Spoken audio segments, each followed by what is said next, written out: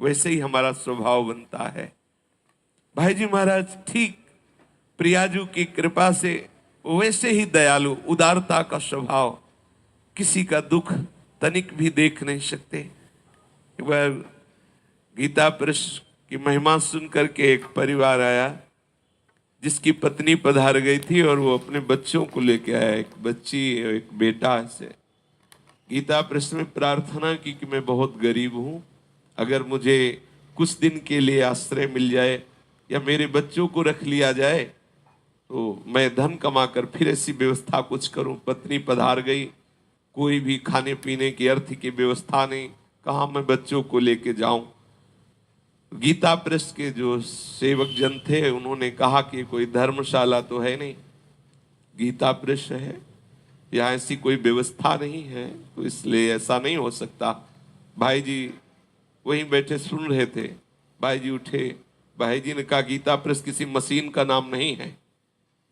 उससे कहा कि ठीक है, मैं खपरेहले में रह करके संपादन का कार्य उनका मैं इनको रखूंगा, तुम जैसी व्यवस्था करना चाहो जितने दिन चाहो करो, ये हमारे पास रहेंगे।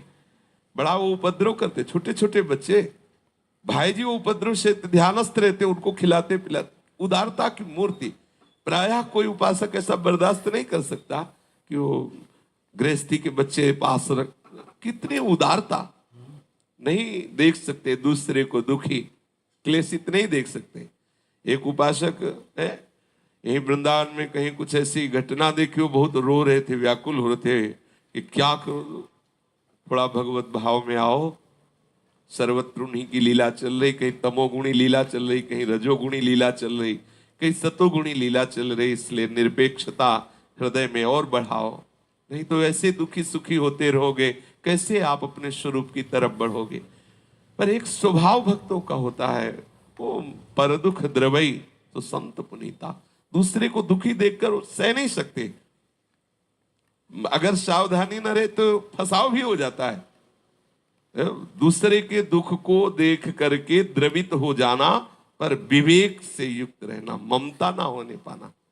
नहीं, भरत जी महाराज से कोई गलती थोड़ी हुई थी, नवजात शिशु दया आ गई उठा लिया, पर ममता हो गई। निरपेक्षता बनी रहे, सेवा तो करो, भले ऐसा अवसर कभी आवे तो ऐसा, पर निरपेक्षता, अगर निरपेक्षता नहीं और ममता कर बैठे तो गए। बस पूज्यपाद सिउड़िया बाबा जी महाराज कहते, दया बिना साधु कसाई, और दया करी तो आफत आई। थोड़ा सावधान। निर्ममो निरहंकारा सम दुखा सुखा समी, ममता ना होने पावे। ममता तो केवल आराध्य देव के चरणों में रहे। भाई जी को श्री कृष्णांक की संपादन की तैयारी करनी थी। भाई जी ने ये निश्चय किया कि ब्रजधाम चलना चाहिए और वहां अलग अलग सब जगह जो भगवत लीलाएं हुई हैं, तभी कृष्णांक तैयार हो सकता है। जब कृष्ण की लीला भूमि में आए, यहाँ इस रज का सेवन करे, तभी तो उनकी महिमा वो लिख सकते हैं। ब्रज यात्रा के लिए भाई जी रवाना हुए। अलीगढ़ में आए तो बहुत से भक्तों से युक्त होकर नाम संकीर्तन किया। फिर वृंदावन आए, 3 दिन निवास किया, प्रधान ठाकुर जी के दर्शन किए, बाके बिहारी जी, राधा वल्लभ जी, राधा रमण जी आदि आदि, और जगह जगह प्रभु की लीला स्थलियों की बातें लिखी, वहाँ के कुछ चित्र भी लिए, प्रमुख संतों से मिले, उनसे वार्तालाप की। फिर मथुरा आए, श्री कृष्णांक के लिए सामग्री संग्रह करने की व्यवस्था की।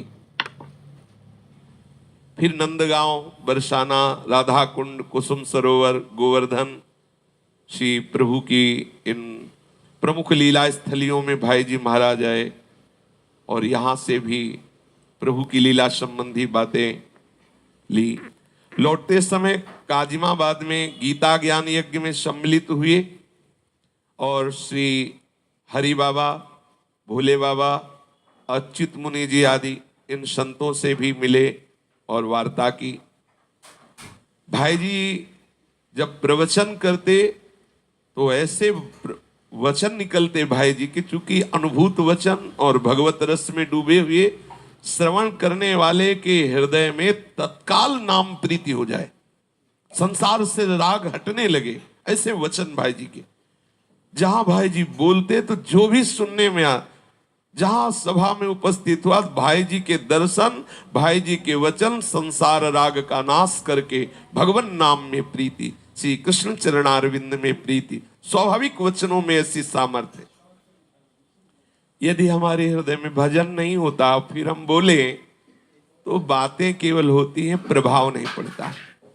हमारा कैसा आचरण है, हम किस कोटि से प्रभु का भजन करते हैं, वैसे ही प्रभाव पड़ता है। वाणी वहां से जहां से निकल रही है, अगर वो आचरण विहीन वाणी है तो केवल मनोरंजन होता है, उससे प्रभाव नहीं पड़ता। भाई जी तो पूर्ण डूबे हुए प्रिया प्रीतम में। भाई जी एक विशुद्धानंद नाम के महापुरुष की महिमा सुनी, उनसे मिलने के लिए गए।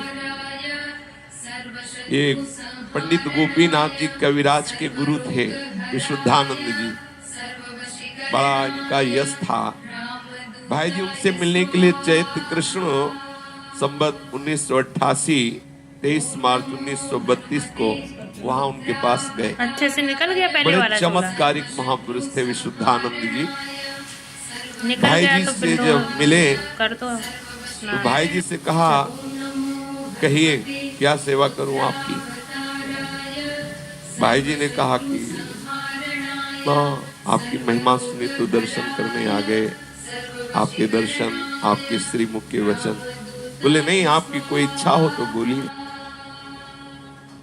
और भाई जी ने कहा कि इच्छा, श्री कृष्ण के श्री अंग की सौरभ में हमारी घ्राणेन्द्रिय को शुभा दीजिए।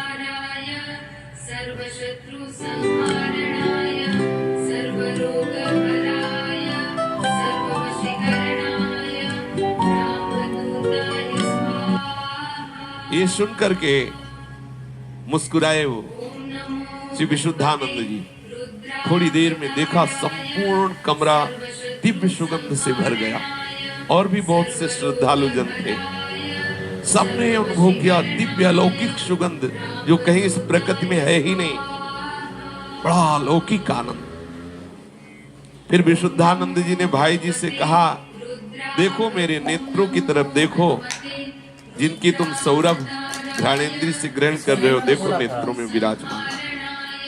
भाई जी ने देखा साक्षात श्री कृष्ण ललित त्रिभंगी उनके नेत्रों में विराजमान। थोड़ी देर तक सब इस रस में डूबे रहे।